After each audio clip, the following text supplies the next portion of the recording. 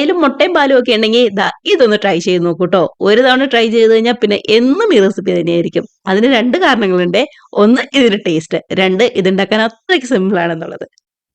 അപ്പൊ അതിനായിട്ട് ദാ ഒരു 3 മുട്ടയിലേക്ക് കുറച്ച് ഉപ്പും കുരുമുളക് പൊടിയും കൂടി ചേർത്ത് നല്ലോണം തന്നെ ദാ ഇതുപോലെ ഒന്നങ്ങ് ബീറ്റാക്കി എടുക്കുന്നുണ്ട്. ഇനിയിപ്പോ വേറെ വെളിച്ചെണ്ണയോ ഓയിലോ ഒന്നുമല്ല ട്ടോ, ബട്ടറാണ് ചേർത്ത് കൊടുക്കുന്നത്. ചൂടായ ബട്ടറിലേക്ക് ദാ ഇതേപോലെ മുട്ടയും കൂടി ചേർത്ത് നല്ലോണം തന്നെ ഒന്നങ്ങ് ചിക്കി പൊരിച്ചെടുക്കാം. ഇനി ഈ മുട്ട മറ്റൊരു പ്ലേറ്റിലേക്ക് മാറ്റി ഇതേ പാനിലേക്ക് തന്നെ കുറച്ചും കൂടി ബട്ടർ ചേർത്ത് കൊടുക്കുന്നുണ്ടേ. ദാ ബട്ടർ നന്നായിട്ട് ചൂടായിട്ട് വരുമ്പോൾ ഒരു 4, 5 വെളുത്തുള്ളി പൊടി പൊടിയായിട്ട് കട്ട് ചെയ്തും കൂടി ചേർത്ത് ആ പച്ചമണം ഒന്നങ്ങ് മാറ്റിയെടുക്കുന്നുണ്ട്. ഇതിലേക്ക് 1 ടേബിൾ സ്പൂൺ മൈദയും കൂടി ചേർത്ത് കൊടുക്കാം.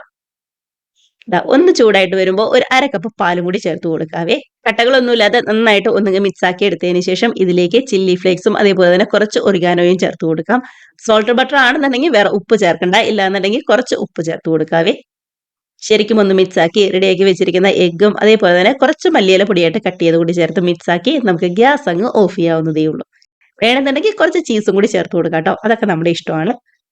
ഇത്രയേ ഉള്ളൂ നമ്മുടെ റെസിപ്പി എന്ന് പറയുന്നത്. നല്ല ചൂടോടുകൂടി ബ്രെഡിന്റെയും അതേപോലെ തന്നെ ചപ്പാത്തിയുടെ ഒക്കെ കൂടെ കഴിക്കാനായിട്ട് അടിപൊളി ടേസ്റ്റ് ആണ്. അപ്പൊ മിസ് ചെയ്യാതെ ട്രൈ ചെയ്ത് നോക്കുക. ഉറപ്പായിട്ടും ഒരു തവണ ട്രൈ ചെയ്ത് കഴിഞ്ഞാൽ എല്ലാവരും ഇതിന്റെ ഫാൻസ് ആയി മാറും. കമന്റ്സ് ഒക്കെ മറക്കാതെ അറിയിക്കണേ.